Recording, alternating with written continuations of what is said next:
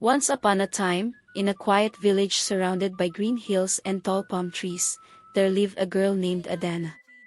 From the day she was born, the people of the village said she was touched by the gods. Her skin glowed like rich brown honey under the sun. Her eyes sparkled like stars in a dark sky. And her smile? It could make even the grumpiest elder laugh. People didn't just admire her beauty, they stared, amazed, like she was a walking miracle. But Adana was more than just a pretty face. She was kind, gentle, and wise. She helped the old, played with the young, and prayed each morning under the big tree by the river. Everyone loved her. As she grew older, many men came to ask for her hand in marriage. Strong warriors, wealthy traders, even the prince from across the mountains, they all brought gifts, gold, cloth, animals. But Adana said no to all of them. "I do not want a man who only sees my face," she said. "I want someone whose soul calls to mine. Someone whose heart speaks to my spirit."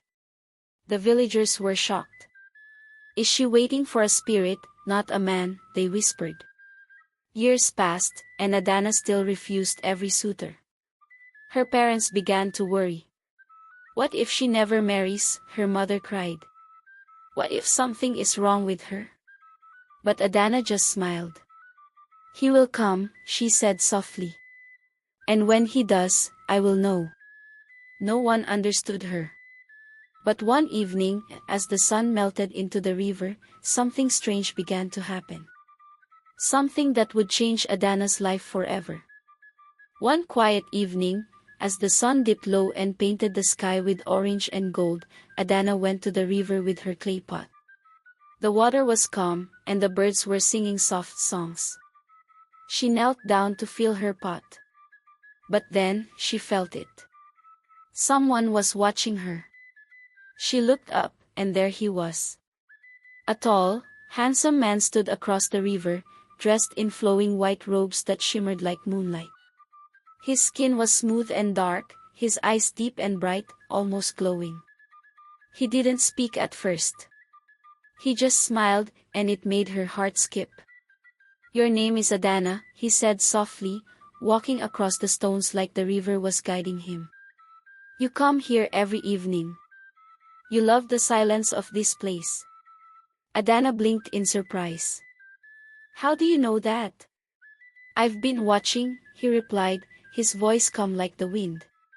"Waiting for the right moment to meet you." There was something strange about him, but not scary. Something magical. Adana didn't run. She smiled back. His name was Obina, and he said he was a traveler from a faraway land. He spoke like a poet and looked at her like she was made of light. With each word, Adana felt her heart open like a flower under the sun. That night, they sat by the river until the moon rose high. And the next night, they met again. And again. And again. But they told no one. It was their secret. Their love grew like wild vines, fast and full of life. Within days, Obina knelt before her and said, "Adana, I have crossed rivers and mountains just to find you. Marry me. Be mine." Adana felt her soul say yes, even before her mouth did. She had finally found the man whose heart called to hers. But she had no idea. The one she loved wasn't a man at all. The whole village buzzed with excitement. Adana was getting married. After years of waiting and turning down every suitor, she had finally said yes. But there was something strange about the wedding, something no one could explain. Obina didn't bring any family. Not a mother. Not a father. Not even a single friend. When people asked about his relatives, he simply said, "They live far away. Too far to travel." Then he'd smile that calm, charming smile, and somehow, the questions would fade. The wedding day arrived. The sun shone bright, but the air felt odd. Like something was watching. Like the sky itself was holding its breath. Obina's side of the wedding guests looked strange. Their faces were covered with veils. Their clothes were old-fashioned, like they belonged to another time. They didn't eat, didn't talk, just stared. The music was unlike anything the villagers had ever heard. The drums sounded heavy, slow, almost like heartbeat echoes from a cave. And the singers? Their voices were beautiful but chilling. Their song was not joyful, it was haunting. Still, Adana smiled through it all. She saw no danger, no fear. Just the man she loved, holding her hand. Some elders leaned close and whispered, "This is not right. Where did this man come from? Why does the wind go cold when he walks by?" But Adana didn't hear them. Her heart was full. After the ceremony, she hugged her parents and waved goodbye. She didn't wait for a feast or a farewell dance. She simply took Obina's hand, and they walked away together into the forest, into a life unknown. The villagers watched them disappear into the trees, and none of them knew. Adana had just walked into a world she might never return from. Obina led Adana deep into the forest, far beyond where any hunter or farmer dared to go. The trees grew taller and darker, the birds stopped singing, and even the wind seemed to watch them. But just when Adana began to feel uneasy, the trees opened up, and there it was. A glowing palace, rising from the earth like a dream. Its walls shimmered gold, and its roof sparkled like stars. The doors opened by themselves, and cool air wrapped around her like silk. "This will be our home," Obina said, smiling. Adana stepped inside and gasped. The floors were smooth like mirrors. The walls were covered in carvings that moved when she stared too long. And the air smelled like flowers, and something else, something she couldn't name. But the palace was empty. No servants. No animals. Not even birds flying near. She asked Obina, "Where is everyone?" He only smiled and said, "They come when they are needed." Each night, Obina kissed her forehead and left, saying, "I have duties to attend to." But he never said where he was going, and never came back until sunrise. Adana grew curious. One evening, she explored the palace. In a cold, dark room behind a curtain, she found a fireplace. Inside were bones, small, white, and burned black at the tips. She reached out to touch one, but it crumbled into ash. Later, as she lay on the grand bed, she noticed her sheets were covered in gray dust. Ash. She began to dream strange dreams. In them, she heard voices, soft, whispering voices calling her name. "Adana. Adana, leave. Adana, run." But every time she woke, Obina was there beside her, smiling. And every time he touched her hand, the fear melted for just a moment. But deep in her heart, Adana knew something was very wrong.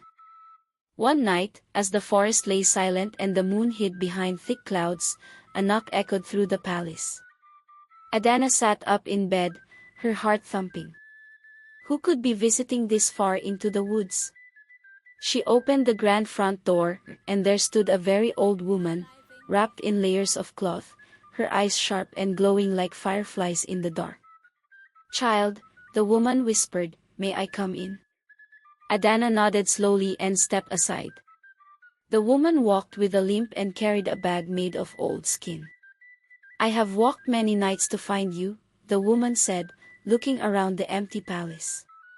"And I don't have much time." Adana asked, "Who are you?" "I am someone who sees beyond the veil," the woman replied. "And I've come to warn you." She leaned in closer, her voice a shaky whisper. "You are not married to a man. You are married to a spirit, a soul thief." Adana froze. "No," she whispered. "You're wrong. Obina is kind. Gentle. He loves me." The woman shook her head. "That is what he wants you to believe. He wears a mask of beauty, but beneath it lies death. She reached into her bag and pulled out a small, black mirror, shaped like an eye. Its surface shimmered like water in moonlight. On the night of the new moon, the woman said, when the sky is darkest, hold this mirror to your face at midnight. If you truly want to know the truth, look into it. Adana took the mirror, her hands trembling. Why me? She asked. Because you are the only one brave enough to see, the woman said. Then she turned and walked into the night, disappearing into the forest like a shadow. Adana looked down at the mirror. It felt heavy in her hands.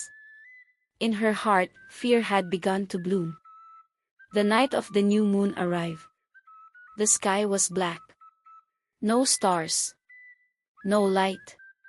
Just deep, heavy darkness pressing against the windows of the glowing palace. Obina, as always, kissed Adana's forehead and whispered, I'll return by sunrise, my love. Then he vanished into the trees. Adana waited. Her hands clutched the small black mirror the old woman had given her. Her heart pounded like a drum. Midnight struck. She stepped into the hallway where moonlight would normally shine, but tonight, there was none. She held up the mirror. Her reflection stared back at her. Just her, at first. Then, behind her, a shadow appeared. Her hands shook as she turned the mirror, and slowly, Obina's true face began to show. He was no longer handsome. His skin was gray and sagging, like it was melting off his bones. His eyes were hollow pits of darkness, filled with screaming souls. His mouth was stretched wide, teeth sharp like knives. His fingers had turned into long, bony claws, and black mist curled around his body like smoke from a dying fire. Adana gasped, frozen with fear. In the mirror, she saw him standing just behind her, watching her with a hungry smile. She dropped the mirror and screamed. Her breath caught. Her skin felt ice cold. Obina was not a man. He was a ghost. A spirit. A soul-eater who wore the faces of charm and beauty to trick women into loving him, then stealing their life, piece by piece. Adana backed away, her mind spinning. She thought of the bones in the fireplace, the ashes in her bed, the strange guests at the wedding. It all made sense now. She was next. And if she didn't leave, she would become just another whisper in the palace walls. Adana didn't wait. She grabbed the mirror, threw on her wrapper, and ran. Down the long, glowing halls. Past the strange carvings that now twisted and screamed. As she reached the palace doors, the ground shook beneath her feet. She turned back and gasped. The palace was crumbling. The golden walls turned black, peeling away like old skin. The windows shattered. The floors cracked open. The beautiful place she once called home was now falling into ash. And then she heard it. A howl so loud, the trees outside bent and shook. It wasn't human. It wasn't even animal. It was Obina. He had seen her. He knew she had discovered the truth. And now, he was coming for her.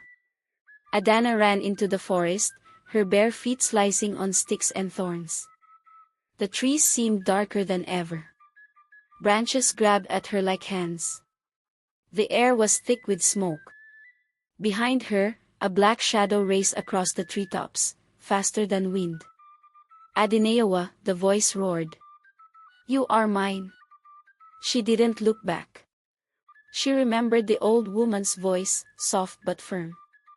If you ever need to escape, run to the baobab tree. The oldest one, with roots like arms. It will protect you. Adana searched the darkness. And then, she saw it. The baobab tree. Massive. Ancient. Its roots twisted like giant fingers. Its trunk wide enough to hide a whole house. With her last strength, Adana ran toward it, Obina's house growing louder, the shadows closing in. And just before he reached her, she touched the tree. And everything went still. Adana collapsed at the foot of the great baobab tree, her chest rising and falling, her body trembling. The forest was quiet now. Too quiet. Then, the first rays of dawn touched the sky, painting the darkness with light. And suddenly, a soft glow surrounded the tree. The roots shimmered like gold. The leaves sparkled like stars. The baobab tree had awakened. Adana felt warmth spread through her body, chasing away the cold, chasing away the fear. And then, the old woman appeared again, stepping out from behind the tree as if she had always been there. Her eyes were kind. Her hands held something small, wrapped in red cloth. "You did well, child," the woman said gently. "You saw the truth and you ran before it was too late." Adana's voice cracked. "He's still out there. I can feel him." The old woman nodded. "Yes. And he will come. But he cannot take what is protected by the sacred." She unwrapped the red cloth and placed a small charm in Adana's palm, a carved stone with markings that glowed faintly. "This is the spirit seal," she said. "It will shield you. No ghost, no demon, no soul thief can touch what carries its power." Just then, a scream tore through the forest. Obina's shadow raced toward them, his true form now fully revealed, twisted, burning, monstrous. But the moment he neared the light of the baobab tree, the charm in Adana's hand glowed bright. Obina screamed in pain, his spirit form writhing, melting, and finally, vanishing into smoke. Gone. Forever banished. Adana stood there in silence, heart pounding. She had survived. She had escaped. But her journey wasn't over yet. Many weeks passed before Adana finally returned to her village. She walked barefoot, dressed in a simple white cloth, with the spirit charm hanging from her neck. The people gasped when they saw her. "Adana? Is it truly you? Where have you been?" But she only smiled softly. She was still beautiful, but it was a different kind of beauty now. Not just in her face, but in her eyes. In her voice. In the way she moved, like someone who had walked through fire and survived. She no longer laughed like a girl. She spoke like a woman who had seen things no one else could understand. The elders gathered around her, asking questions. But Adana did not share the full story. Some truths were too heavy to tell. Instead, she became a healer, mixing herbs, speaking blessings, reading signs in the wind and the water. And the young women came to her, asking for love spells and beauty charms. But Adana always told them the same thing. Beauty is not in the face. It is in the spirit. And if you follow only beauty, without light in your soul, you may attract something that wears a mask. She never married again. Many fine men came with gifts, songs, and promises, but she gently refused them all. She had already danced with the spirit once. She would never let herself be fooled again. Adana had changed. But her story had just begun. Thank you for watching.